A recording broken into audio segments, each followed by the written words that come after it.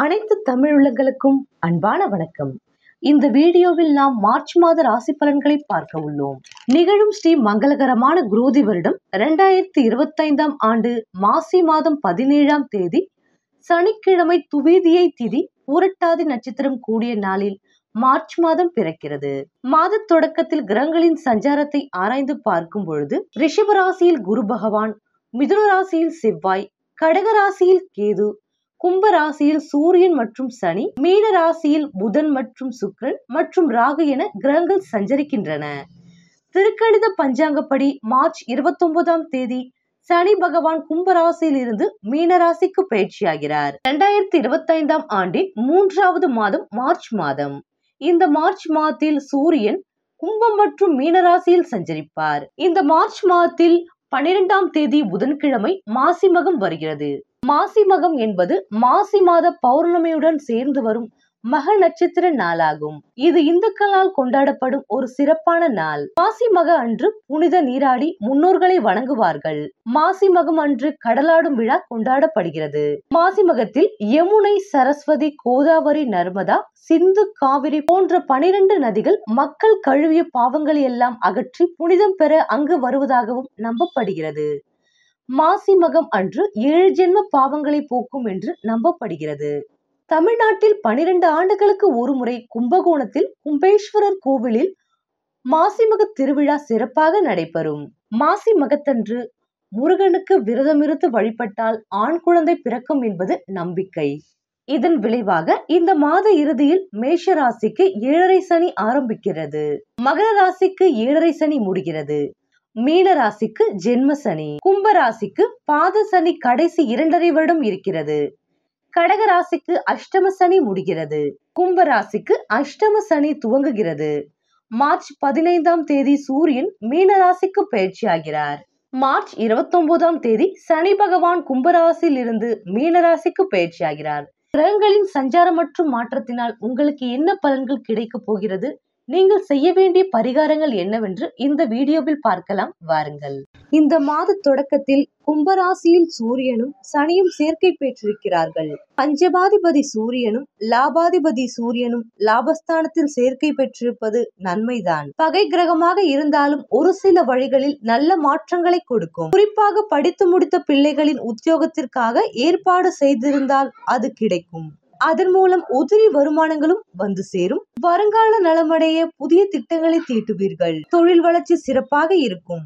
இருந்தாலும் இடையிடையே சிறு சிறு தடங்கல்கள் வரலாம். இருப்பினும் கடைசி நேரத்தில் காரியங்கள் கைகூடி வரும். வெளிநாட்டு அழைப்புகளை பற்றி சிந்திப்பீர்கள். மிதுன ராசியில் சஞ்சரிக்கும் செவ்வாய் மாத தொடக்கத்தில் வக்ர நிவர்த்தியாகி சஞ்சரிக்கிறார். ராசிநாதன் பலம் பெற்று சகாயஸ்தானத்தில் சஞ்சரிக்கும் பொழுது எல்லா வழிகளிலும் நன்மை கிடைக்கும். எடுத்த காரியங்களில் எளிதில் வெற்றி பெறுவீர்கள். தொழிலில் இருந்து வரும் பணியாளர் தொல்லை அகலும். பாதையில் நின்ற பணிகள் மீதியும் தொடரும். உடன் பிறப்புகளின் வழியே சுப செய்திகள் வந்து சேரும். உத்தியோகத்தில் மேல் அதிகாரிகள் இணக்கமாக நடந்து கொள்வார்கள். வரவேண்டிய பாக்கிகள் வசூலாகும். வழக்குகள் சாதகமாகும். உங்கள் ராசிக்கு 2 மற்றும் 7 ஆகிய இடங்களுக்கு அதிபதியானவர் சுக்கிரன். 9 மற்றும் 12 ஆகிய இடங்களுக்கு அதிபதியானவர் குரு பகவான். இந்த குரு சுக்கிர பரிவர்த்தனையால் குடும்பத்தில் நல்ல காரியங்கள் நடைபெறும். தனவரவு தாராளமாக வந்து கொண்டே இருக்கும். நிலம் பூமி வாங்கும் யோகம் உண்டு. மன வருத்தங்கள் மாறும்.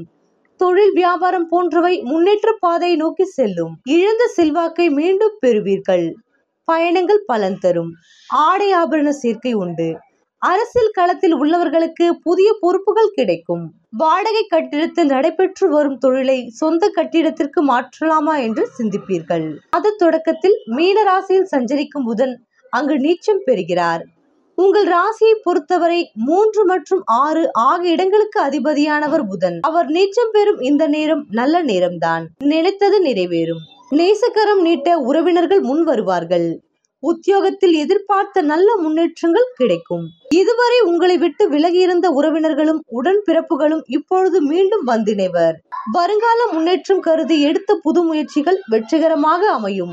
மேஷ ராசியில் அஸ்வினி நட்சத்திரத்தில் பிறந்தவர்களுக்கான பலன்கள். பிறக்கும் இந்த மாதம் அதிர்ஷ்டகரமான மாதம். லாபஸ்தானத்தில் சஞ்சரிக்கும் சனி பகவான் உங்கள் வேலைகளை எல்லாம் லாபமாக்குவார். வரவேண்டிய பணம் வரும். புதிய இடம், வாகனம், தொழில் என்னும் உங்கள் கனவு நினைவாகும். இதுவரை விலகி சென்ற உறவினர்களும் உங்களை தேடி வருவார்கள்.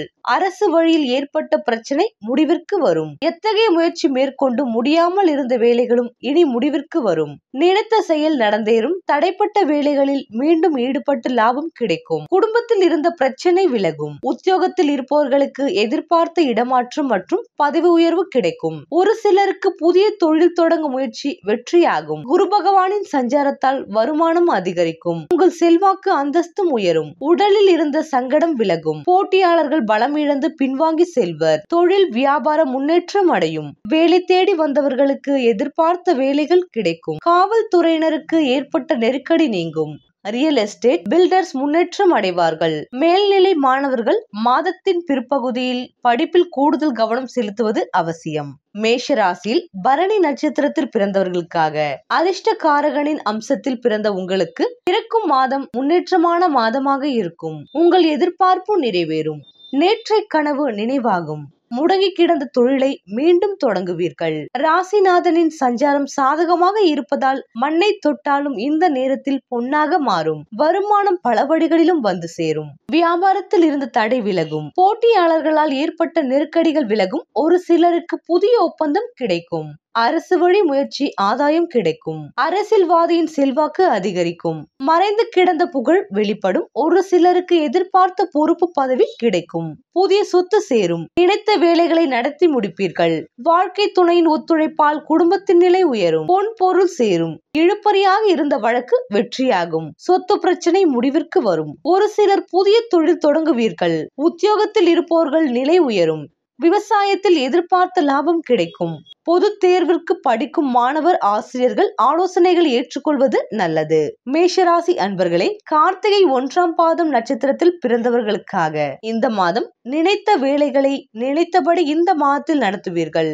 லாபஸ்தானத்தில் சஞ்சரிக்கும் சூரியன் அரசு வழி வேலைகளில் லாபத்தை உண்டாக்குவார். நீங்கள் எதிர்பார்த்த அனுமதி கிடைக்கும். வெளிநாட்டிற்கு செல்வதற்காக மேற்கொண்ட முயற்சி வெற்றியாகும். புதிய தொழில் தொடங்குவதற்காக எடுத்துக்கொண்ட வேலை முடியும். செய்து வரும் வியாபாரத்தில் முன்னேற்றம் ஏற்படும். பணியாளர்கள் உங்களுக்கு ஒத்துழைப்பாக இருப்பார்கள். பணவரவு அதிகரிக்கும். அரசு வேலையில் இருப்பவர்களுக்கு அதிகாரி ஆதரவு கிடைக்கும்.